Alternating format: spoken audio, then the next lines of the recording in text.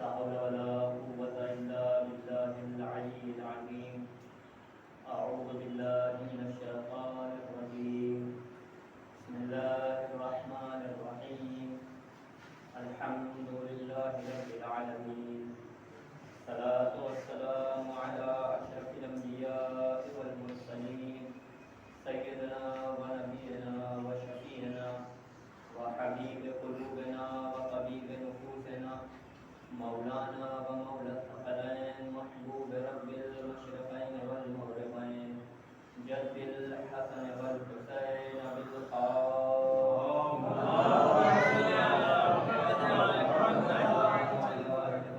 الطيبين الطاهرين المعصومين المظلومين المنتخبين المنتجبين واللعنة الدائمة على أعدائهم أجمعين من يومنا هذا إلى قيام يوم الدين. أما بعد فقد قال الله تبارك وتعالى في محكم كتابه الكريم وهو أصدق القائلين وقوله الحق. بسم الله الرحمن الرحيم. قد جاءكم من الله نور وكتاب مبين.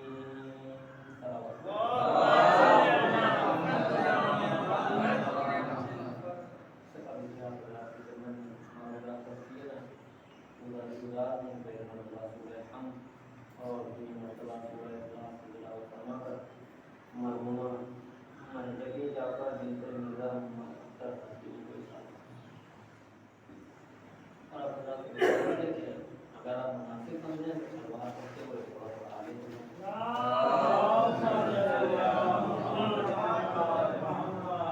سب سے پہلے تو میں آپ حضرات کی خدمت میں شہادت سفیر حسین بن علی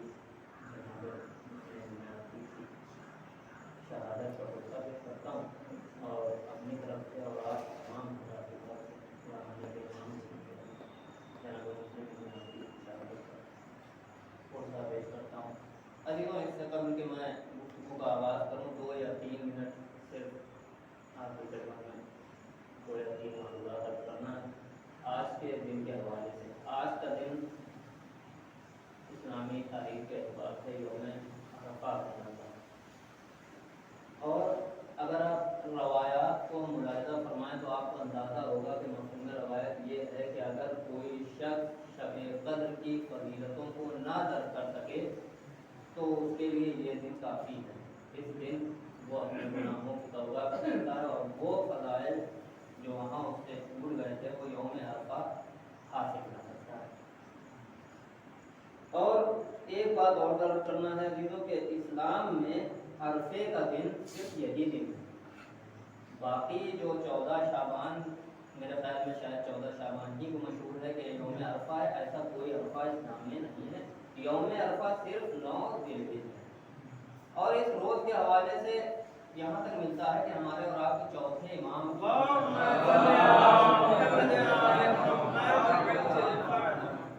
نے دیکھا کہ کچھ لوگ ہیں جو لوگوں کے سامنے ہاتھ پھیلا رہے ہیں, لوگوں سے سوال کر رہے ہیں. امام نے ان کی طرف دیکھ کر کہا ان لوگوں کے اوپر وائے ہو, آج کے دن یہ لوگ لوگوں سے سوال کر رہے ہیں جبکہ آج کا وہ دن ہے کہ اللہ سے سوال کرنے کا دن. آج کے دن اللہ سے جو طلب کیا جائے اللہ اسے پورا کرے. اور آج کے دن کے اعمال ہیں اور اس دن کو بہت اہمیت دی گئی ہے. عزیزان گرامی, آپ غور فرمائیں آج کے دن کے اعمال مثلا غسل ہے, نماز ہے اور دعا ہے, اور جو ایک اہم عمل ہے آج کے دن کا وہ ہے روزہ. اور ایک دعا ہے کہ جو آج کے دن کے لیے معصور اور مرضی ہے جس کا نام ہے دعائے عرفہ, یا دوسری زبان میں کہا جائے جو مشہور ہے جو تاریخ میں ملتا ہے دعائے امام حسین. اور اس دعا کی اہمیت آپ اس سے سمجھیں کہ اس دن کے روزے کی بہت زیادہ تاکید کی گئی ہے. لیکن اگر آپ آیت اللہ العظمہ سید سیستانی حفظہ اللہ کی اگر منہاج الصالحین یا اردو میں توضیح المسائل اگر آپ اٹھائیں تو انہوں نے کہا ہے اس دن روزہ رکھنا مستحب ہے. لیکن اس دن کی جو دعا ہے دعائے امام حسین علیہ السلام, اگر وہ دعا پڑھنے میں آپ کو ایسا محسوس ہو کہ اگر میں روزہ رکھوں گا تو اس دعا میں کوئی کمی آ جائے گی، مثلا میں ٹھیک سے دعا نہیں پڑھ سکتا، خلوص کے ساتھ دعا نہیں پڑھ سکتا، ذہن ادھر ادھر ہوگا، تو فرماتے ہیں کہ اس دعا کے لیے آپ روزے کو ترک کریں۔ آپ غور فرمائیں کہ اس دعا کی کتنی اہمیت ہے، لہٰذا میں گزارش کروں گا کہ آپ حضرات کوشش کریں کہ آج کے دن یہ دعا امام حسین علیہ السلام ضرور پڑھیں۔ صلوات بھیجیں محمد۔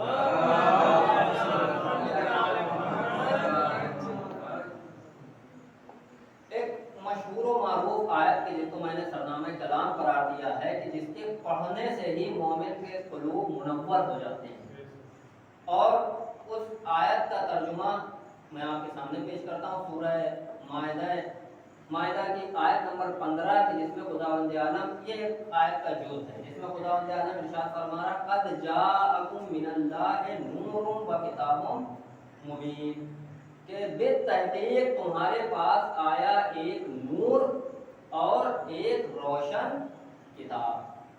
اللہ نے دو چیزیں بندوں کے لیے بھیجی کہ دیکھو تمہاری ہدایت کے لیے میں نے دو چیزیں بھیجی، ایک نور ہے اور ایک کتاب مبین ہے۔ کتاب مبین اگر آپ اٹھا کر دیکھیں تو مسلمانوں کا متفقہ طور پر فیصلہ ہے کہ کتاب سے مراد یہاں پر وہی کتاب ہے کہ جس کو قرآن مجید کہا جاتا ہے۔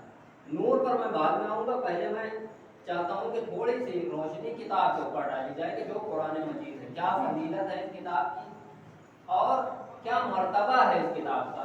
تو ایک حدیث کے جس سے آپ کو اندازہ ہوگا کہ قرآن کی فضیلت کیا ہے، مرتبہ کیا ہے، آپ غور فرمائیں، معصوم نے ارشاد فرمایا کہ فضل القرآن علی سائر الکتب کفضل اللہ علی سائر خلقہ، کہ قرآن کی اہمیت اور قرآن کی فضیلت تمام کتابوں کے مقابلے میں ایسی ہے جیسے بندوں کے مقابلے میں اللہ کی فضیلت۔ آپ غور فرمایا کہ قرآن کا مرتبہ کیا ہے، کہ قرآن تمام کتابوں کے مقابلے میں اتنا افضل ہے جتنا اللہ اپنے بندوں کے مقابلے میں افضل ہے۔ اب آپ مجھے بتائیں کوئی بندہ یہ بتا سکتا ہے کہ اللہ ان بندوں سے کتنا افضل ہے؟ تو جب اللہ کی افضلیت کا اندازہ نہیں لگایا جا سکتا تو کتاب کی افضلیت کا بھی اندازہ نہیں لگایا جا سکتا۔ غور فرمایا عزیزان گرامی، اور کتاب کیا کتاب ہے کہ جس کے بارے میں اللہ کہہ رہا ہے لو نزلنا ھذا القرآن علی جبل لرأیتہ خاشعا متصدعا من خشیۃ اللہ، کہ اگر میں اس قرآن کو پہاڑوں کے اوپر نازل کر دیتا تو خشیہ پروردگار سے وہ ریزہ ریزہ ہو جاتا۔ تو پروردگار اتنی وزنی کتاب ہے کہ جس کا وزن یہ پہاڑ بھی نہیں برداشت کر سکتے۔ میرے مولا میرے پروردگار اب یہ بتا دے کہ تو نازل کس پہ کرے گا، تو آواز آئے گی کہ میں نے ایک سینہ ایسا چنا ہے جو قرآن کے بوجھ کو برداشت کر سکتا ہے۔ کہا وہ سینہ کوئی اور سینہ نہیں بلکہ میرے نبی میرے حبیب کا سینہ ہے، کہ جس وزن کو پہاڑ نہ برداشت کر سکے میں اپنے نبی کے سینے پر نازل کروں گا، میں اپنے نبی کے سینے پر قرآن نازل کروں گا۔ اچھا، نبی کے سینے پر قرآن نازل ہوا، اور قرآن کیا ہے، کون لے کر آیا؟ کہا نزل بہ الروح الامین، قرآن وہ ہے کہ جسے جبرائیل امین لے کر آئے۔ اب ایک مسئلہ رہ جاتا ہے کہ قرآن کب نازل ہوا، متوجہ رہیے گا جی، تو قرآن ہی جواب دے گا انا انزلناہ فی لیلۃ القدر، بے شک ہم نے قرآن کو شبہائے قدر میں نازل کیا۔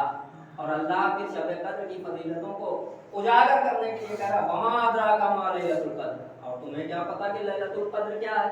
پھر آگے آیت پڑھی لیلۃ القدر خیر من الف شہر، لیلۃ القدر شب قدر 1000 مہینوں سے افضل ہے۔ اب آپ مفسرین سے پوچھئے، علماء اسلام سے پوچھئے کہ بھیا یہ شب قدر اتنی افضل کیسے ہو گئی؟ تو سب ایک آواز ہو کر کہیں گے کہ شب قدر اس لیے افضل ترین رات ہو گئی چونکہ اس میں قرآن نازل ہوا۔ شب قدر اس لیے افضل ہے چونکہ اس پہ قرآن نازل ہوا۔ تو آپ غور فرمائیں کہ جس رات میں قرآن نازل ہو وہ رات اتنی افضل ہو جائے کہ تمام راتوں سے افضل، تو جس رات میں قرآن نازل ہو اگر وہ تمام انبیاء سے تمام عالمین سے افضل ہو تو حیرت کی کوئی بات نہیں ہے۔ اور اگر کوئی شخص یہ بھی پڑھ سکتا کہ نبی تو ہمارے جیسے ہیں. بھیا نبی وہ ہے کہ جو قرآن کے بوجھ کو برداشت کرتا ہے کہ جسے پہاڑ نہ برداشت کر پائیں. آپ سے قرآن پڑھا نہیں جاتا, آپ کہہ رہے ہیں کہ نبی ہم نبی جیسے ہیں. صلوات پڑھو. اب اور فرمائیں کتاب کیا ہے عزیزان گرامی. کتاب کے بارے میں ہمارے اور آپ کے مولا کائنات حضرت علی ابن ابی طالب ایک خطبہ ہے جس کے میں 3 فقرے صرف آپ کے سامنے پڑھ رہا ہوں. مولا فرماتے ہیں کہ یہ قرآن ایسا خیر خواہ ہے جو کبھی دھوکہ نہیں دیتا, ایسا ہادی ہے جو کبھی راستہ گم نہیں کرتا, اور ایسا بیان کنندہ ہے کہ جس کے بیان میں کوئی کجی نہیں. آپ غور فرمائیں کہ قرآن کیا ہے, کتاب کیا ہے. قرآن ایک ایسا نور ہے کہ اگر کسی کے سینے میں اتر جائے تو وہ سلمان بن جاتا ہے, ہدایت کے راستے پا لیتا ہے. لیکن اگر حلق میں اٹک جائے تو سیدھی راہ نظر بھی نہیں آتی ہے, اور زندگی بھر یہ کہتا رہتا ہے پروردگار سیدھا راستہ دکھا دے, پروردگار سیدھا راستہ دکھا دے. قرآن وہ نور ہے. اور اگر غور فرمائے قرآن ایک ایسا چشمہ ہے کہ تا قیام قیامت اگر لوگ اس چشمے سے پیتے رہیں تو کبھی یہ چشمہ خشک نہیں ہو سکتا. قرآن ایک ایسا گھاٹ ہے جو تمام کائنات کی پیاس کو بجھا سکتا ہے. قرآن کے پاس جو آیا وہ ہدایت لے کر اٹھا, قرآن کے پاس سے جو گیا وہ زیادتی لے کر اٹھا ہدایت میں, اور کمی لے کر اٹھا گمراہی میں. یہ ہے قرآن. اور ابھی آپ غور فرمائیں کہ اللہ نے اس کتاب کو معجزہ بنایا, کتاب کو معجزہ بنا کر نازل. کیسا معجزہ, کیا معجزہ ہے اس کتاب میں. آپ سنتے رہتے ہیں قرآن معجزہ ہے, قرآن معجزہ ہے. ہمارے اور آپ کے 10ویں امام سے ان کے ایک چاہنے والے نے پوچھا کہ مولا یہ بتائیے کہ جناب موسیٰ کو عصے کا معجزہ کیوں دیا گیا, جناب عیسیٰ کو طباوت کا معجزہ کیوں دیا گیا, اور ہمارے نبی کو قرآن کا معجزہ کیوں دیا گیا. تو امام اس سے ارشاد فرماتے ہیں کہ دیکھو, چونکہ نبی اللہ موسیٰ کے دور میں زیادہ تر جادو کا بول بالا تھا, اور عیسیٰ کے دور میں طباوت کا زور تھا. تو اللہ نے جب اپنے ہادی کو بھیجا تو اتنا کمپلیٹ کر کے بھیجا کہ اگر کوئی جادوگر ان کے سامنے اپنا جادو دکھائے تو ہم موسیٰ کے عصے میں اتنا اثر دیں گے کہ وہ سامنے والا جادوگر چاہے جتنا بڑا ہی جادوگر کیوں نہ ہو, لیکن معجزہ موسیٰ کے سامنے اسے سجدہ ریز ہونا پڑے گا, عاجز ہونا پڑے گا. عیسیٰ کے زمانے میں بہت زیادہ طباوت کا دور ہے, ایک سے ایک ڈاکٹر, ایک سے ایک حکیم موجود ہیں, لیکن ہم عیسیٰ کو ایسا معجزہ دیں گے کہ ہر حکیم عیسیٰ کے قدموں میں اپنا سر رکھے گا. تم خالی اپنی دواؤں کے ذریعے سے مریضوں کو ٹھیک کرو گے, ہم عیسیٰ کو معجزہ دیں گے کہ یہ مردے زندہ کرے گا.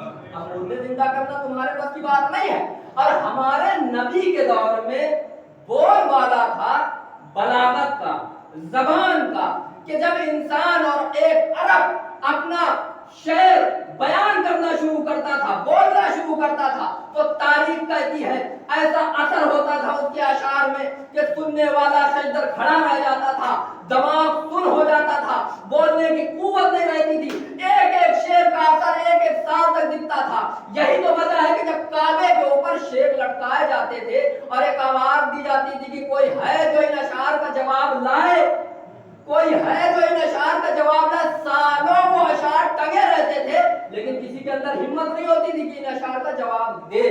تو عزیزان گرامی, بلاغت کا یہ دور کہ عرب اپنے آگے ہر ایک کو گونگا سمجھتے ہیں, اور عرب نے جو اپنے مقابلے کے لیے ایک تعبیر ایجاد کی جس کو عجم کہا جاتا ہے. عزیزان گرامی, میں آپ کو بتاؤں کہ عجم کے معنی ہی یہی ہوتے ہیں کہ جو گونگا ہو اسے عجم کہتے ہیں.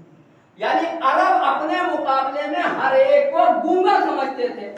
ایسی بلاغت, ایسی فصاحت کہ ان کا کلام بھی اشعار میں ہے, بلاغت ایسی کہ عرب والے ایک دوسرے کے مقابلے میں ہیں لیکن کوئی دوسرا ان کا جواب نہیں لا سکتا. اب اللہ نے اپنے نبی کو بھیجا تو اس طرح سے بھیجا ہے میرے حبیب, اگر یہ بلاغت میں ماہر ہیں, اگر زبان میں ماہر ہیں, تو میں تم کو ایسا معجزہ دوں گا کہ یہ سب تمہارے سامنے مجبور نظر آئیں گے. اب قرآن کا معجزہ نازل ہوا، لوگوں کے سامنے آیا، لوگوں نے کہنا شروع کیا کچھ نہیں ہے، یہ محمد نے اپنے گھر میں بنا لیا۔ لوگوں نے اپنے کہنا شروع کیا کہ محمد نے اپنے گھر میں یہ قرآن بنا لیا۔ پہلی آیت آئی ان کنتم فی ریب مما نزلنا، کہ اگر تمہیں شک ہے کہ میں نے جو نازل کیا ہے، تو اللہ کہہ رہا ہے کہ جاؤ انسان اور جنات تمام کے تمام لوگ جمع ہو جاؤ اور آپس میں گٹھ بندھن کر کے قرآن کا جواب لے۔ اب تاریخ کہتی کہ لمحے گھنٹوں میں تبدیل ہوئے، گھنٹے دنوں میں تبدیل ہوئے، دن ہفتوں میں بدلے، ہفتے مہینوں میں تبدیل ہوئے، مہینے سال بنے، لیکن قرآن کا یہ چیلنج اپنی جگہ باقی ہے کہ اگر تم کو یہ لگتا ہے کہ محمد نے اپنے گھر میں قرآن بنایا ہے تو جاؤ، جانے کے بعد ایسا ایک کلام بنا کر لے آؤ۔ متوجہ رہیے گا عزیزو، سب مجبور ہیں بیچارے، کسی کو کوئی جواب نہیں ملا، کوئی کلام نہیں لا سکے۔ اللہ کو تھوڑا ترس آیا، اور جب ترس آیا تو اللہ نے کہا کہ دیکھو ایسا ہے، قرآن کا جواب لانا تمہارے بس کی بات نہیں ہے، میں تھوڑا سا چیلنج کو کم کرتا ہوں، جاؤ اور تمہارے لیے یہ سہولیت ہے کہ جانے کے بعد قرآن کا جواب نہ لانا بلکہ صرف 10 سوروں کا جواب لے کر آؤ، اور تم کو چھوٹ بھی ہے کہ میرے علاوہ چاہے جس سے مدد لے لو، جاؤ 10 سوروں کا جواب لے آؤ۔ پھر وہی دن مہینے مہینے ہفتے ہفتے سال، کوئی جواب نہ آیا۔ اللہ کو پھر ترس آیا، اب اللہ نے پھر ایک مرتبہ کہا میرے حبیب ان سے کہہ دو کہ اگر یہ سوروں کا جواب نہیں لا سکتے تو میں چیلنج کو کم کرتا ہوں، ان سے جا کر کہہ دو کہ جاؤ اگر تم 10 سوروں کا بھی جواب نہیں لا سکتے تو جاؤ کم سے کم ایک سورہ کو اس کے مقابل میں لے آؤ۔ وہ زبانیں کہ جن کی آواز سننے کے بعد لوگوں کے دماغ سن ہو جاتے تھے، ایسی بلاغتیں جو دل میں اتر جاتی تھی، ایسی شیریں کلامی جو سروں پر سوار ہو جاتی تھی، آج جب اللہ نے یہ کہا کہ جاؤ ایک سورہ بنا کر لے آؤ، سالوں گزر گئے لیکن ایک سورہ نہ بنا، ایک آیت نہ بنی۔ عزیزان گرامی، وہ بلیغ لوگ جو زبان سے کھیلا کرتے تھے، جب ان کو کچھ سمجھ میں نہ آیا تو انہوں نے کلام کے بدلے کلام نہ پیش کیا بلکہ تلوار اٹھائی۔ اب عزیزوں آپ غور فرمائیں، کلام کے بدلے میں کلام لانا زیادہ آسان ہے؟ اگر کوئی آپ سے کہے کہ یہ میرے شعر ہیں، اس کے مقابلے میں ایسے شعر لے آؤ، تو آپ کہیں گے کہ ہاں میں پڑھا لکھا ہوں، بلیغ انسان، شاعر بھی ہوں، تو کیوں خون خرابہ کروں؟ بہتر ہے کہ ایک کلام ایسا ہی کہوں اور اس کے مقابلے میں پیش کر دوں۔ عقلی بات تو یہی ہے نا۔ لیکن اگر کوئی ایسا کلام آپ کے سامنے آ جائے جو چیلنج پہ چیلنج کر رہا ہو لیکن آپ کے بس کی بات ہے نہیں، اس سے حقانیت ثابت ہوتی جا رہی ہے، تو اب علماء کہتے ہیں کہ عرب کے لیے قرآن کا جواب لانا مشکل تھا، محمد کے خلاف تلوار اٹھانا آسان تھا۔ کلام کے بدلے میں کلام لانا مشکل، خون بہانا آسان۔ تو جب قرآن کا جواب نہ لا سکے، متوجہ رہیے گا، جب قرآن کا جواب نہ لا سکے تو تلوار لے کر محمد عربی کے سامنے آ گئے کہ ہم ان کو قتل کر دیں گے، ہم ان کو صفحہ ہستی سے مٹا دیں گے۔ آواز قدرت آئی ہوگی، حبیب گھبرانا نہیں، اگر یہ جواب نہ لا سکے، اگر تمہارے مقابلے میں یہ تلوار لے کر آئے ہیں تو جہاں سے میں نے کلام بھیجا تھا وہیں سے ایک تلوار بھی بھیجوں گا، وہیں سے ایک ہاتھ بھی بھیجوں گا۔ ایک تلوار پڑھ دے جب کلام کلام اللہ ہے تو تلوار بھی سیف اللہ ہوگی، اور جب یہ تمہارے مقابلے میں آئے تو گھبرانا نہیں، ہاتھ بھی ید اللہ ہوگا۔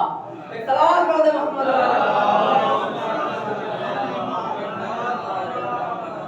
گرامی، جواب نہ لا سکے، لیکن آپ ذرا غور فرمائیں، کیا لوگوں نے کوشش نہ کی ہوگی کہ قرآن کا جواب لایا جائے؟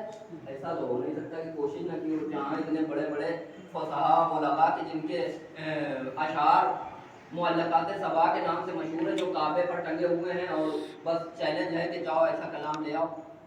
4 لوگ چھٹے امام کے زمانے کفار مکے کے بعد جمع ہوئے، نام ہے ابن ابی العوجہ، ابن مغنہ، عبد الملک، ابو شاکر تیسانی۔ بہترین بلیغ لوگ ہیں، زبان کے ماہر.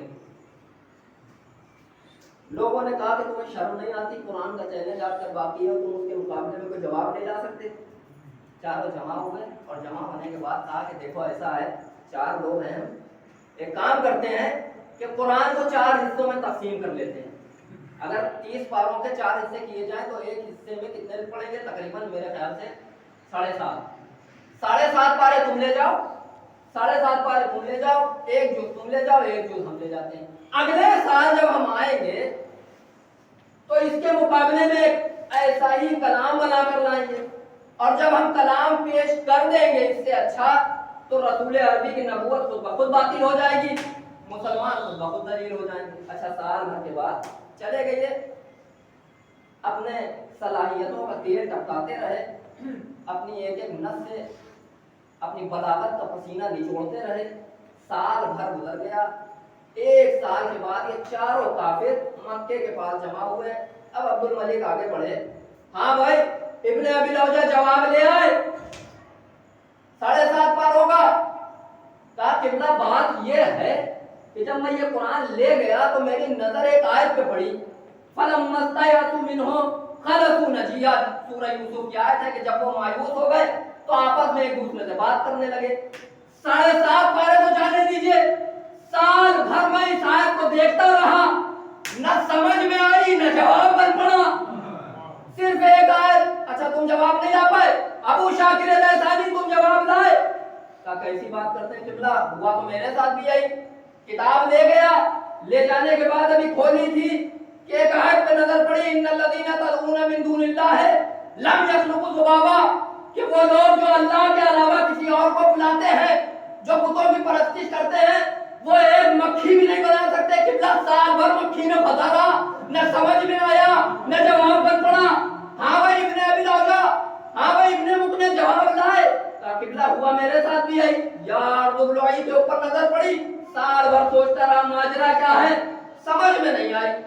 چوتھے صاحب نے بھی یہی جواب دیا کہ قبلہ ایسا ہے، وہی میرے ساتھ بھی ہوا کہ ایک آیت میں نظر پڑی کہ لو کانا فیہما آلہۃ الا للہ لفسدتا، کہ اگر اللہ کے علاوہ کوئی اور اللہ ہوتا تو یہ پوری کائنات فاسد ہو جاتی ہے. تو 4 آیتوں میں کم سے کم 1 گھنٹے کا میٹر ہے کہ بلاغت کیسی ہے، سمجھ میں کیوں نہیں آئے. میں چھوڑ اس لیے رہا ہوں کہ بالکل دامن وقت میں گنجائش نہیں. 4 نے اپنے ہاتھ کھڑے کر دیے کہ بھیا جواب ممکن نہیں ہے، جواب ممکن نہیں ہے. ابھی آپس میں باتیں ہو ہی رہی تھی کہ تاریخ نے لکھا کہ اعجاز کے ذریعے سے امام صادق نمودار ہوئے اور ان کے سامنے ایک آیت پڑھی، لو اجتمعت الانس والجن لا یاتوا بمثلہ، کہ تمام کے تمام جنات و انسان بھی جمع ہو جائیں تب بھی قرآن کا مثل نہیں لا سکتے، تب بھی قرآن کا مثل نہیں لا سکتے. تو ظاہر یہ ہوا کہ جس طرح سے قرآن کا سورہ بقرہ معجز نما ہے، اسی طرح سے قرآن کی ایک چھوٹی سی آیت بھی معجز نما ہے.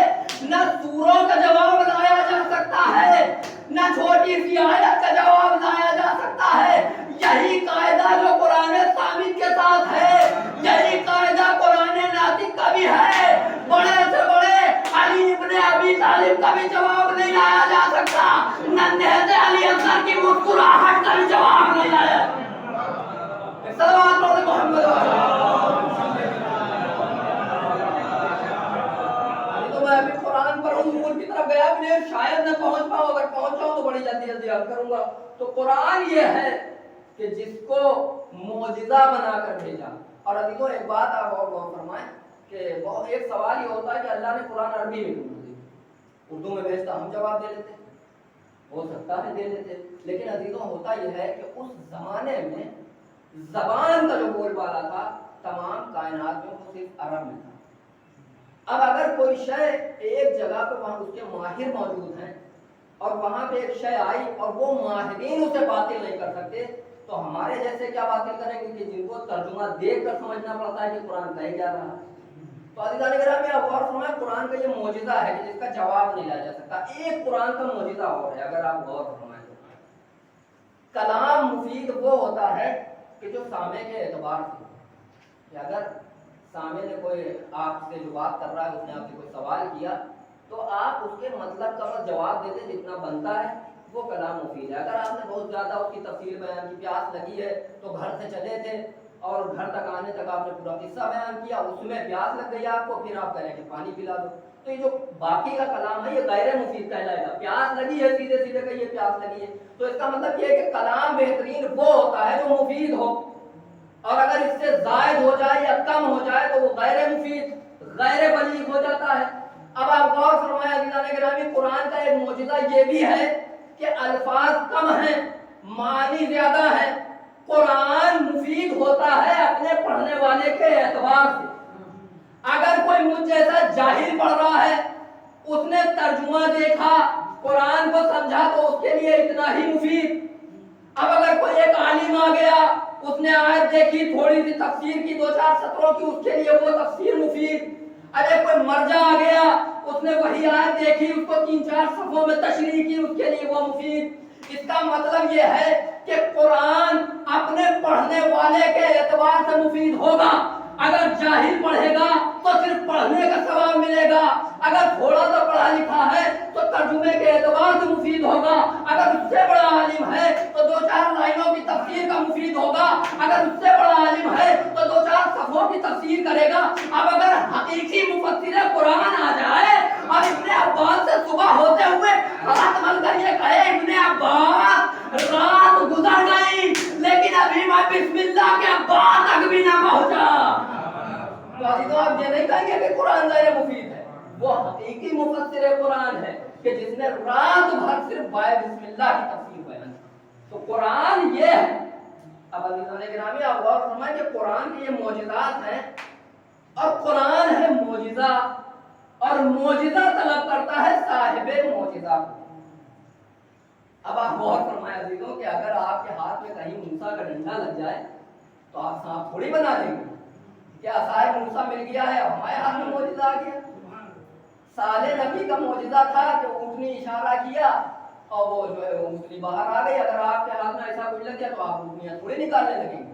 اچھا جناب داؤد کا لہن بہت مشہور ہے، آپ کی آواز ماشاءاللہ سے اچھی ہے، جیسے حسن آغا صاحب کی آواز اچھی ہے، اب یہ کہیں کہ میرے پاس تو لہن داؤدی ہے، میں ابھی پڑھوں گا پرندے بے ہوش ہونے لگیں گے، کہا ایسا نہیں ہوگا، کہا ہم عیسیٰ کی طرح معجزہ دکھائیں گے، فو فو کر رہے ہیں بیٹھے کہ مردے زندہ ہو جائیں، مردے تو مردے، ایک چھوٹا سا کیڑا نہ اڑے گا، ایک کیڑا نہ زندہ ہوگا۔ تو پتہ یہ چلا کہ اگر معجزہ ہے تو وہ صاحب معجزہ کے ہاتھ میں ہے۔ کا عصا اس وقت سانپ بنے گا جب موسیٰ کے ہاتھ میں ہو، اونٹنی اس وقت باہر آئے گی جب صالح اشارہ کرتے، پرندے سن کر اس وقت بے ہوش ہوں گے جب لہن داؤدی ہو، مردے اس وقت زندہ ہوں گے کہ جب عیسیٰ موجود ہو۔ اب میرا ایک سوال ہے آپ سے، یہ بتائیے قرآن معجزہ تھا یا معجزہ ہے؟ آپ نہیں مانتے شاید، قرآن معجزہ تھا یا قرآن معجزہ ہے؟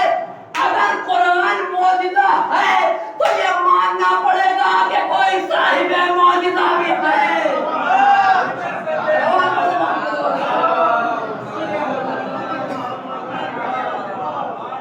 اگر قرآن معجزہ ہے تو کوئی صاحب معجزہ بھی موجود ہے۔ عزیزان گرامی ایک بات رہ جائے گی، میں قرآن سے آگے بڑھتا ہوں کہ دوسرا لفظ جو آیا ہے اس آیت میں وہ آیا ہے جاءکم من اللہ نور۔ اتنی فضیلتیں آپ نے سن لی کتاب کی، کتاب یہ کتاب وہ، کتاب بڑی فضیلت ہے۔ اب مجھے خطرہ ہے کہ کہیں آپ یہ نہ کہہ دیں کہ کتاب کافی ہے، تو میں تھوڑا نور کی طرف بھی آ جاؤں، ایک صلوات پڑھ دیں۔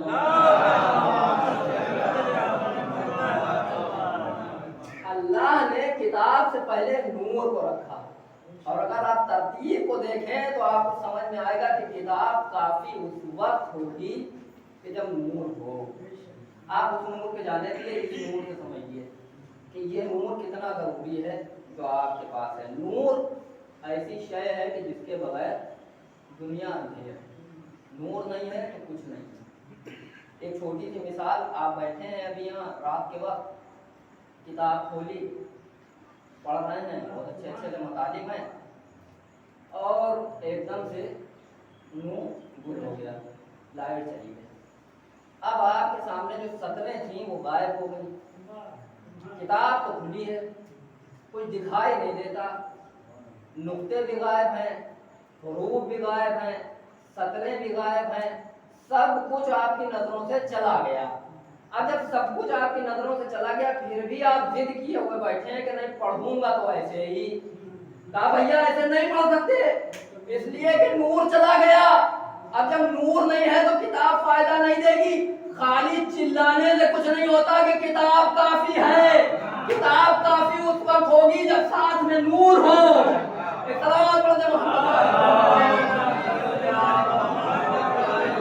चला कि किताब उस वक्त किताब काफी है कि जब उसके साथ में नूर हो। अल्लाह ने आपको इतना खूबसूरत बदन दिया है और आप इस बदन पे अगर गौर फरमाए तो अल्लाह ने जहाँ सारी चीजें रखी हैं, ये हाथ पैर जैसे खादिम, ये दिमाग जैसा बादशाह, ये दिल जैसा फरमारवा, ये पसलियों का एक पहरा, आपके पूरे जिस्म को खूबसूरती के साथ मुनज़्ज़ा किया। अगर आवाज़ें सुनना चाहते हैं तो कान आगे कर दिए, अगर बोलना चाहते हैं तो ज़बान हिला दी, अगर कुछ चखना चाहते हैं तो ज़बान से चख लिया, अगर किसी शय को गोसा देना चाहते हैं तो होठ आगे कर दिए। जहाँ अल्लाह ने आपको सब कुछ दिया है वहाँ नूर की भी तो दौलत दी है। कहा ये आंखों की सूरत में ये नूर है। अब अजीजों अल्लाह आपको सब कुछ देता, आंखें न देता तो इब्ने हैदर साहब का जुमला है कि किसी को मुंह दिखाने के लायक रह जाते। कहा सब कुछ होता, ये दो आंखें न होती, किसी को मुंह दिखाने के लायक न रहते। अगर दो नहीं एक देता तो किसी से आंखें चार कर सकते थे। कहा ऐसा नहीं, इसका मतलब ये है कि नूर भी हो किताब भी हो, जब दोनों होंगे तो काफी होगा।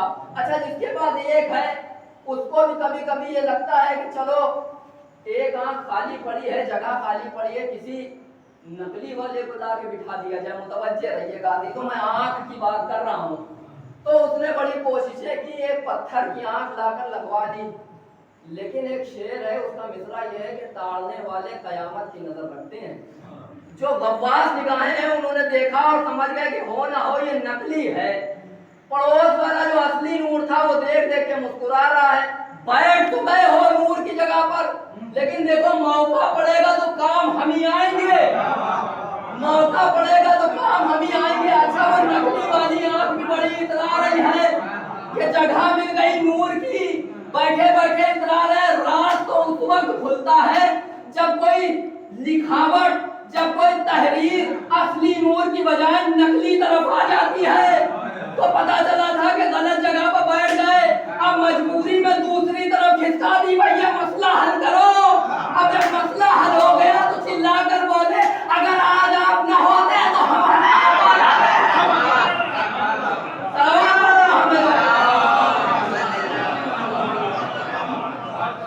आज आप न होते तो हम हलाक हो जाते, हाँ काम हम ही आएंगे।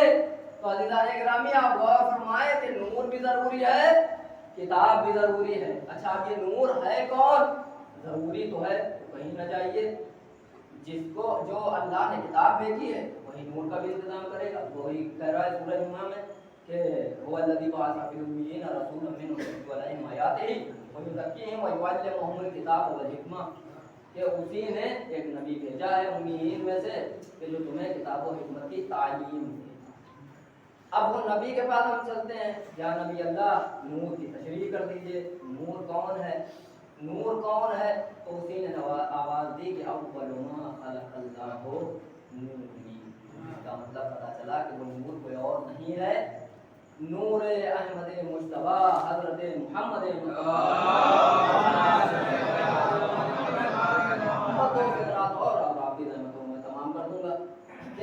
वो नूर है। लेकिन कुछ लोग जिद पाड़े रहे कि नहीं हम नूर तो नहीं मानेंगे, हमारे जैसे थे, खाते भी थे पीते भी थे, बशर थे, मिट्टी के थे।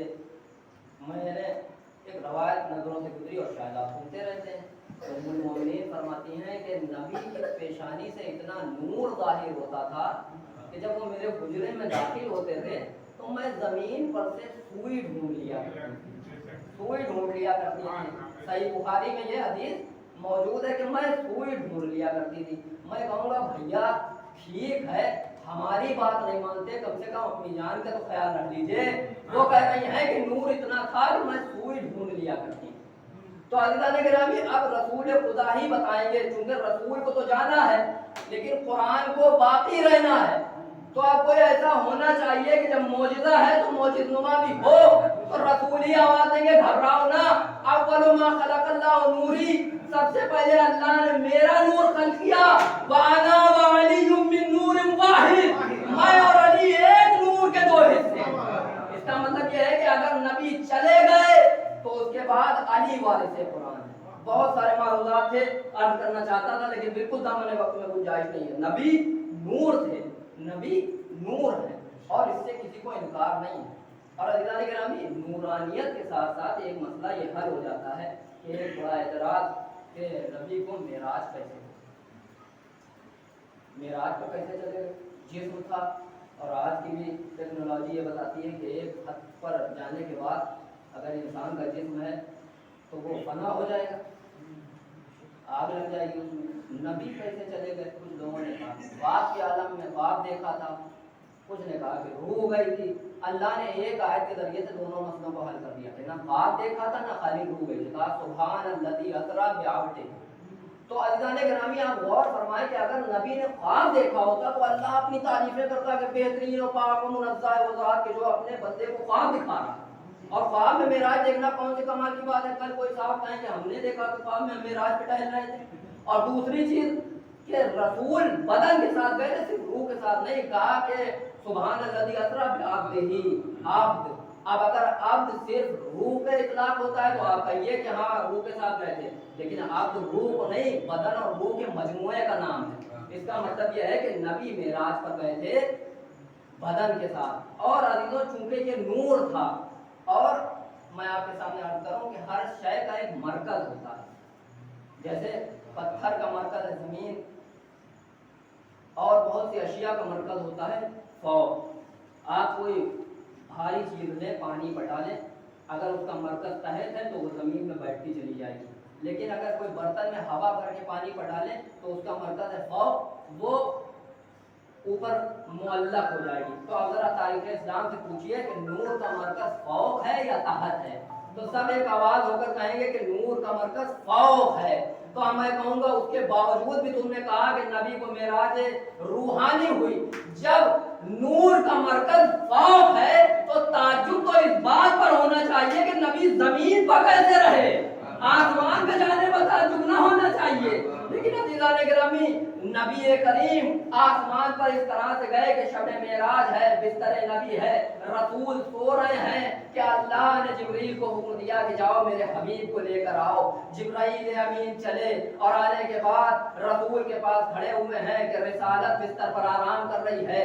महवे ख्वाब है कि जिब्राइल की हिम्मत नहीं पड़ती कि रसूल को जगाएं। एक मर्तबा दूसरा फरिश्ता आया और कहा कि जिब्राइल देर न करो, मेरे हबीब को जल्दी मेरे पास लेकर आओ। जिब्राइल ने कहा कि खौफ आता है, किस तरह से रसूल अरबी को जगाऊं। एक मर्तबा आवाज आई उस फरिश्ते की कि देखो अपने रुखसारों को नबी के कदमों से रगड़ो, अपने रुखसारों को नबी के कदमों से मत करो, नबी की आंख खुल जाएगी। अज़ीज़ान गिरामिया, गौर फरमाएं हमारे और आपके नबी की फजीलत क्या है कि जहां पर दुनिया का सबसे ताकतवर मुकर्रब तरीन बंदा जो अल्लाह का सबसे मुकर्रब तरीन है, उससे अल्लाह कह रहा है अपने रुखसारों को मेरे हबीब के कदमों में रखो।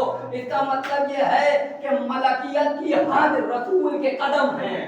गौर फरमाइएगा, मलकियत के हद रसूल के कदम है। मेरे नबी की मंजिलत ये है कि मलक भी अपने रुखसार को, जिब्राइल भी अपने रुखसार को नबी के कदमों में रखते हैं। और आप अंदाजा लगाएं कि इस कायनात में कोई एक ऐसा इंसान है जो ये कह सकता है कि मैं जिब्राइल से अफजल हूं। मैं जिब्राइल, आप कह सकते हैं, मैं कह सकता हूं, कहा नहीं कह सकता। लेकिन नबी की अजमत ये है कि नबी के कदम है, जिब्राइल के रुखसार है। मेरे नबी का मर्तबा ये, और गौर ही नहीं फरमा रहे कि नबी के कदम है, जिब्राइल के रुखसार है, यानी मलाइका मेरे नबी के कदमों में है, तमाम इंसान मेरे नबी के कदमों में है, तमाम अंबिया मेरे नबी से बढ़कर नहीं बल्कि उनके कदमों में है, तमाम मलाइका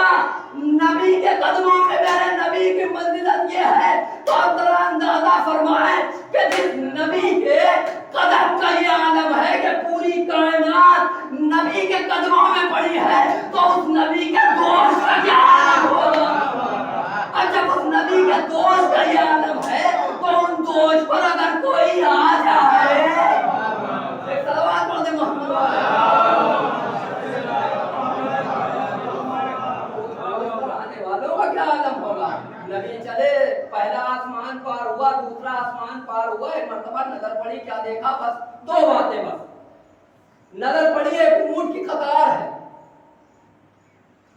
अल्लामा हुसैन बख्तियार ने भी अपनी तफसीर में लिखा है क्या मजमूउल बहरैन का हवाला, मजमूउल नूरैन का हवाला देता है। कहते हैं कि रसूल ने देखा कि एक ऊंटों की कतार है बहुत लंबी, जिसकी ना इब्तिदा दिख रही है ना इंतहा। जिब्रील ने पूछा, जिब्रील इसमें ये जो सामान लदा हुआ है, ये सामान कैसा है? जिब्रील ने कहा, नबी अल्लाह मुझे नहीं पता, मेरे पास इल्म नहीं है। तारीख कहती है कि नबी ने हुक्म दिया कि एक ऊंट बिठाला जाए। एक ऊंट बैठा, रसूल ने उसके ऊपर जो सामान लदा हुआ था उसको खोला तो क्या देखा? उसमें किताबें, ऊंटों की कतार है कि जिसकी ना इब्तिदा है ना इंतहा है। रसूल ने खोला, क्या देखा कि इसमें किताबें हैं। एक मलक आया, आने के बाद कहा कि या नबी अल्लाह, ये जो आप ऊंट देख रहे हैं, ये कतार देख रहे हैं, ये आपकी बेटी का महर है। मुतवज्जे रहिएगा दीनाने-गिराम, ये आपकी बेटी का महर है। नबी ने उसे खोला, क्या देखा कि इसमें तो फजीलत आली लिखी हुई है। अब जैसे ही ये पढ़ा, वो मलक कहता है, या नबी अल्लाह, हर ऊंट के ऊपर 1000 किताबें लगी हुई हैं, हर किताब में अली की 1000 फजीलतें दर्ज हैं, और न इब्तिदा का पता न इंतहा का पता।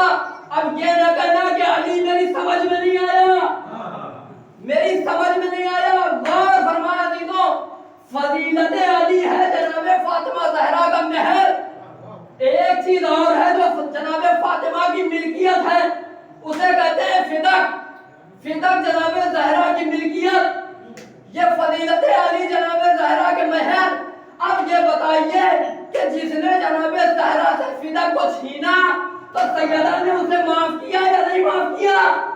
कहा जिसने मिल्कियत छीनी सैयदा ने उसे भी नहीं माफ किया, तो जिसने फजीलतें अली छुपाई सैयदा उसे भी नहीं माफ करेगी, उसे भी नहीं माफ करेगी। नबी आगे बढ़े, बस आखिरी बात, एक मंदिर वो आए कि जिब्रील ने कहा, या नबी अल्लाह यहीं तक साथ था, आगे आप हैं और खुदा है। रसूल एक कदम आगे बढ़े, दूसरा कदम बढ़ाया, जिब्रील साथ में आ जाओ, क्यों नहीं आते? आवाज आई, या नबी अल्लाह एक कदम भी आगे बढ़ा तो बालों पर चल जाएंगे। मैं कहूंगा जिब्रील, जहां पर नबी कदम रख रहे हैं ना, कदम पर कदम रखते चले जाओ, शायद मरहला हल हो जाए। जिब्राइल आवाज देंगे, बेवकूफ हो गए हो क्या? ये नबी की जगह है, यहाँ फरिश्ता भी नहीं आ सकता। ये नबी की जगह है, यहाँ फरिश्ता नहीं आ सकता। अगर आ भी गया तो अंजाम में जलना होगा। मैं कहूँगा जो कायदा मेराज में है वो कायदा दुनिया में है। नाहक जो भी नबी की जगह पर आएगा अंजाम में जलना होगा। एक सवाल पढ़ ले,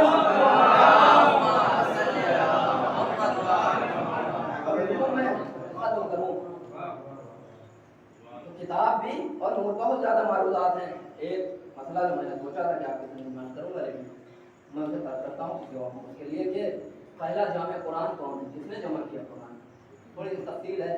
बहरकैफ आज 9 ज़िलहिज है, जनाब मुस्लिम की शहादत करो। कौन है जनाब मुस्लिम, क्या मर्तबा है? अज़ीज़ान गिरामी, शहादत मुस्लिम मुकद्दमा है करबला, इब्तिदा है करबला। अगर आप गौर फरमाएं तो करबला का पहला शहीद है। और है क्या जनाब मुस्लिम, आप मर्तबा समझें, अकील का बेटा मुस्लिम।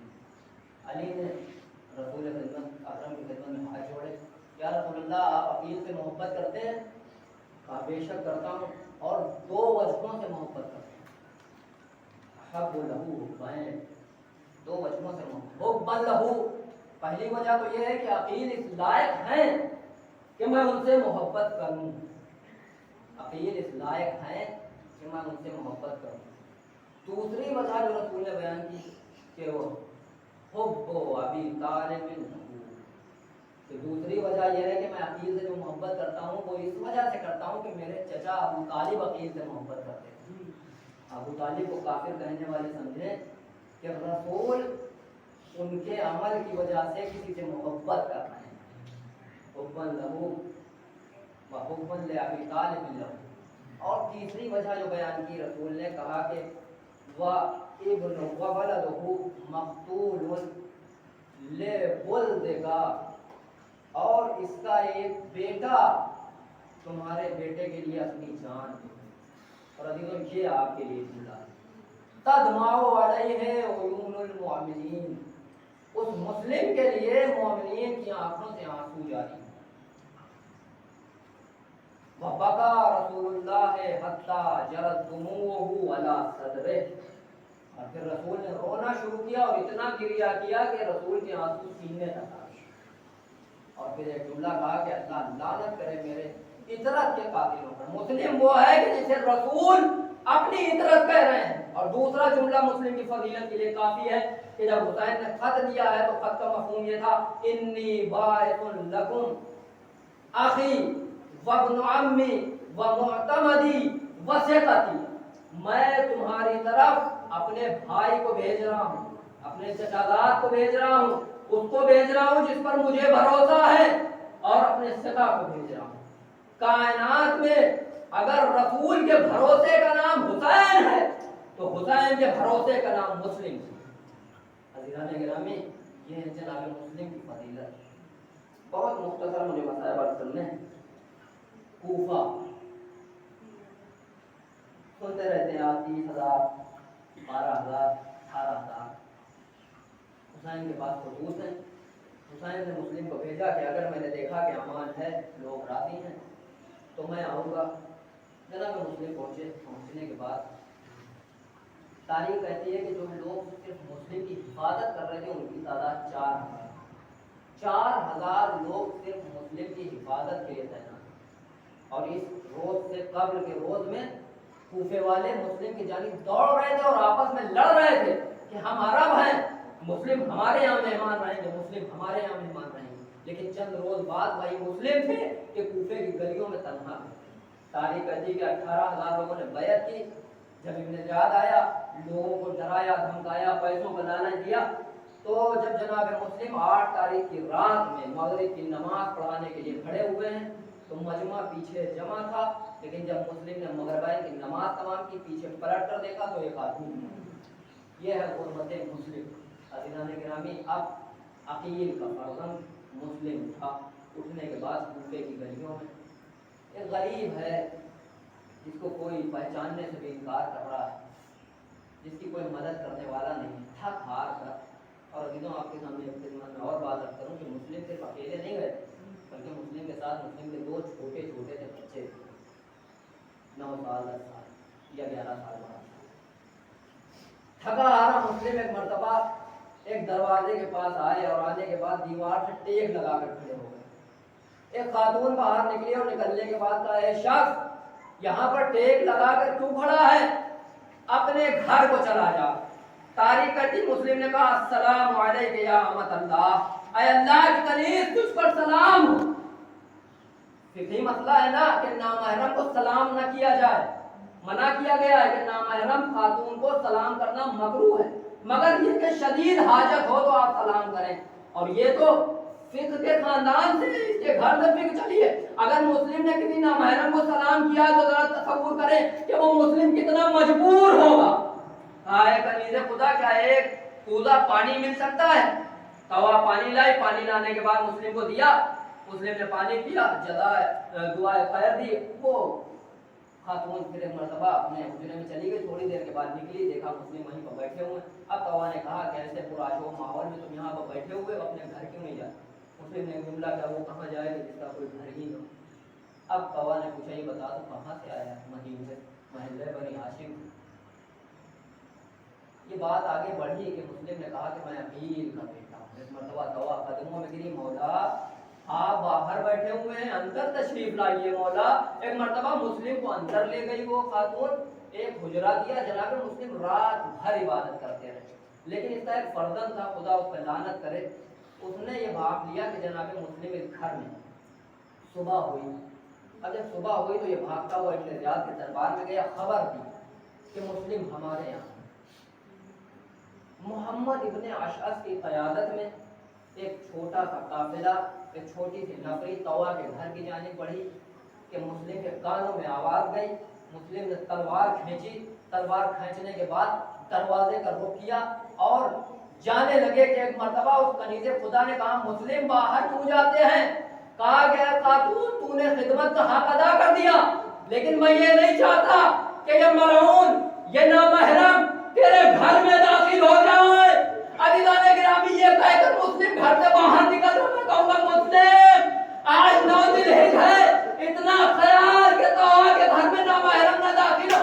ارے ذرا 10 محرم کی رات میں کربلا آ کر دیکھو بنی ہاشم کے گھر کی عورتیں زینب ام کلثوم سر سے ردائیں چھینی جا رہی. عزاداروں ایک مرتبہ مسلم گھر سے باہر نکلے لڑائی لڑنا شروع کی. 70 کے 70 لوگوں کو واصل جہنم کیا. محمد ابن اشعث نے کہا اور لشکر بھیجو. جواب آیا ایک کو پکڑنے کے لیے اتنے لوگ چاہیے. کہا کسی سبزی والے سے لڑنے کے لیے تو نے نہیں بھیجا ہے یہ بنی ہاشم کے گھر کا ہے. عزیزوں کوئی قابو نہ پا سکا. تاریخ کہتی کہ جب قابو نہ پا سکے تو وہی ظلم ہوا جو کوفے میں آگے بھی ہونے والا تھا. چھتوں کی دیواروں پر لوگ بیٹھے ہوئے ہیں مسلم کے اوپر پتھر مار رہے ہیں. آگ برسائی جا رہی ہے لیکن پھر بھی مسلم پر قابو نہیں پایا. ایک مرتبہ ایک گڑھا کھودا مسلم کو دھوکے سے بہت جلدی مجھے کرنا مسلم کو دھوکے سے اس میں گرا دیا. اب جب مسلم اس میں گر گئے تو ایک مرتبہ محمد ابن اشعث آگے بڑھا تلوار سے مسلم کے چہرے پر ایک حملہ کیا. تاریخ کہتی کہ جناب مسلم کے ہونٹ کٹ گئے. گرفتار کر کے دربار میں لائے گئے. ایک مرتبہ سب نے سلام کیا اور کہا مسلم سے کہ امیر کو سلام کرو. مسلم نے کہا مالی غیر الحسین امیر و نعم الامیر. حسین کے علاوہ میرا کوئی امیر نہیں ہے. ابن زیاد نے کہا تم سلام کرو یا نہ کرو تمہیں آج قتل ہونا ہے. اگر چاہتے ہو کہ کوئی وصیتیں کرنا ہے تو کر دو. ایک مرتبہ عمر سعد سے کہا کہ میں تجھ سے وصیتیں کرنا چاہتا ہوں. عمر سعد کو ابن زیاد نے حکم دیا. ایک مرتبہ قریب آیا. آنے کے بعد مسلم کہتے ہیں کہ دیکھو میں نے 7 درہم کر لیا ہے میری جائیداد بیچ کر وہ 7 درہم ادا کر دینا. دیکھو میں نے اپنے آقا کو لکھ دیا ہے کہ کوفے کے حالات صحیح ہیں ان کو خط لکھ کر بتا دو کہ یہاں کے حالات بہت خراب ہیں کوفے تشریف نہ لائیں. اور تیسرا یہ کہ جب میں شہید کر دیا جاؤں تو میرا لاشا دفنا دینا. عمر سعد آگے بڑھا. ابن زیاد سے تینوں وصیتیں کہیں. ایک مرتبہ ابن زیاد کہتا تو کیسا انسان ہے کہ وصیتوں میں خیانت کرتا ہے. ابن زیاد کہتا کر دے کہ جہاں تک بات رہی تم ادا کر دینا خط کی بات رہی تو خط لکھ دینا لیکن میں مسلم کے جنازے کو دفن نہیں ہونے دوں گا. جزاکم اللہ. آپ کی آوازیں بلند ہو گئی. پانی سامنے لائے. جناب مسلم نے چاہا کہ پانی پی لے. خون کے قطرے پانی میں گرے. ایک مرتبہ مسلم نے پیالہ ہٹایا. دوسرا پیالہ آیا خون کے قطرے گرے. پھر مسلم نے پانی اور تیسری مرتبہ جب مسلم پانی نہ پی سکے ایک جملہ کہا شاید اس دنیا سے میرا پانی ختم ہو چکا ہے. میں کہوں گا مسلم یقیناً تم پیاسے ہو صبح سے لڑ رہے ہو لیکن تمہاری پیاس حسین کی پیاس تو نہیں ہے نا کہ گلے میں کانٹے پڑے ہوئے ہیں. ایک مرتبہ مسلم کو پکڑ کر دارالعمارہ کی چھت پر لایا گیا. حسین کی جانب ایک مرتبہ دیکھ کر مسلم نے سلام کیا السلام علیکم یا ابا عبداللہ. ایک تلوار چلی. مسلم کی گردن الگ ہوئی. مسلم کے بدن کو دارالعمارہ کی چھت سے ایک مرتبہ زمین پر پھینکا گیا. لاشیں کی بے حرمتی ہونا شروع ہوئی. پیروں سے پکڑ کر مسلم کے لاشیں کو کوفے میں گھسیٹا جانے لگا. عزیزان گرامی لیکن اب غور فرمائے دوسرا دن کیا تھا. 9 ذی الحج کو جناب مسلم کی شہادت ہوئی ہے نا. دوسرا دن تھا عید کا دن. اگر آپ تصور کر لیں تو آپ کو نہ روک پائیں گے. یقیناً آپ کے گھر میں چھوٹے چھوٹے بچے ہیں. عید کا جب دن آتا ہے تو عید کا دن آنے سے پہلے بچے نہ جانے کیا کیا سوچا کرتے ہیں کہ جب عید کا دن آئے گا تو بابا مجھے یہ تحفہ دیں گے مجھے عیدی دیں گے مجھے کپڑے دلائیں گے.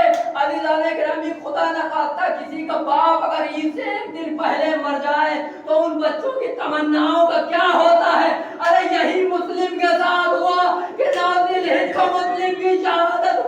مسلم کے چھوٹے چھوٹے بچے کوفے کی گلیوں میں پھر رہے. ہائے میرا بابا مارا گیا. عزاداروں ایک مرتبہ حسین کربلا کے راستے میں ہے کہ ایک آنے والے کو دیکھا پاس جاؤ اور جانے کے بعد مسلم کی خبر لے کر. وہ قریب آیا. آنے کے بعد ایک مرتبہ اس نے جملہ کہا مولا جب میں چلا تھا तो मुस्लिम की लाश को राहों पर घसीटा जा रहा था। हुसैन ने कहा इन्ना लिल्लाह व इन्ना इलैहि राजिऊन। एक खैमे में गए, नन्ही सी बच्ची को बुलाया, तारीख लिखी कि वो बच्ची कोई और नहीं थी बल्कि मुस्लिम की यतीमा थी।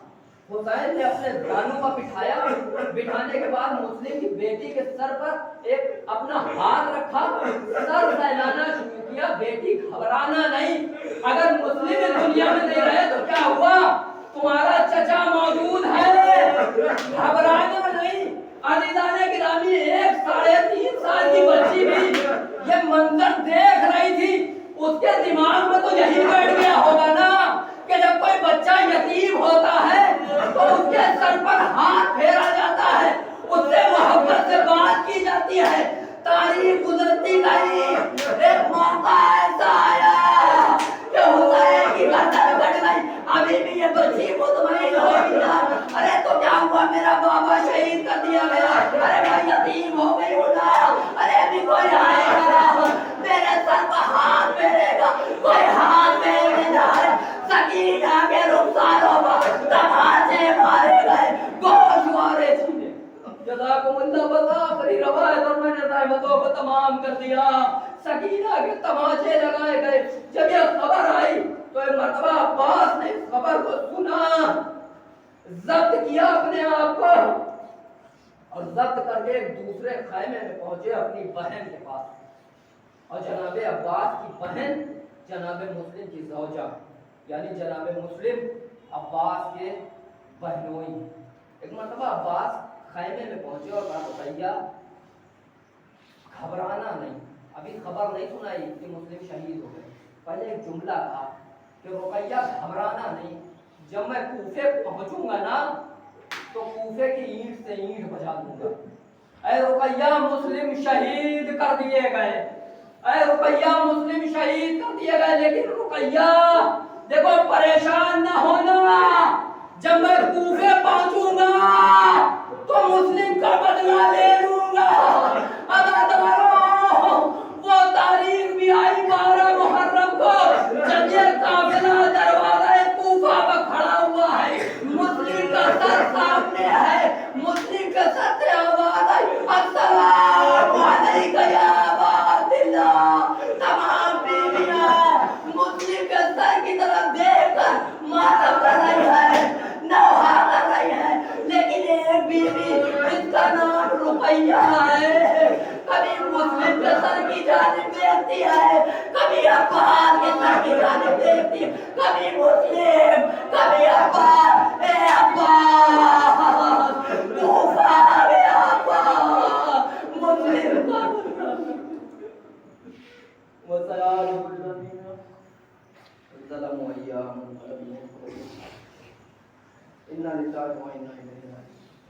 परवरदिगार तुझे वास्ता मोहम्मद वाले मोहम्मद का हमारी इस मुख्तसर सी अदा को कबूल फरमा। परवरदिगार तुझे वास्ता मोहम्मद वाले मोहम्मद जहाँ कहीं भी शिया हजर सर्रा उनकी जान माल इज्जत आबरू नामूस खून की हिफाजत फरमा। परवरदिगार ये दिन बहुत अहम दिन है, इस दिन के सदक़े में जनाब मुस्लिम इब्न अकील के सदक़े में हमारे गुनाहों को माफ़ फरमा दे। परवरदिगार इस दिन के सदक़े में जनाब मुस्लिम इब्न अकील के सदक़े में हमें ज़ियारत करबला मुअल्ला नसीब फरमा। परवरदिगार दुआओं में सबसे बड़ी दुआ ये है कि इमाम ज़माना के ज़हूर में ताजील फरमा और हमको इस लायक बना दे कि हम लश्कर इमाम ज़माना में शुमार हो सकें। आप अल्लाह से गुजारिश है कि एक मरतबा सूरह हमद और 3 मरतबा सूरह तौहीद की तिलावत फरमाकर मरहूमा महजबी जाफर बिनते मिर्ज़ा मोहम्मद अख्तर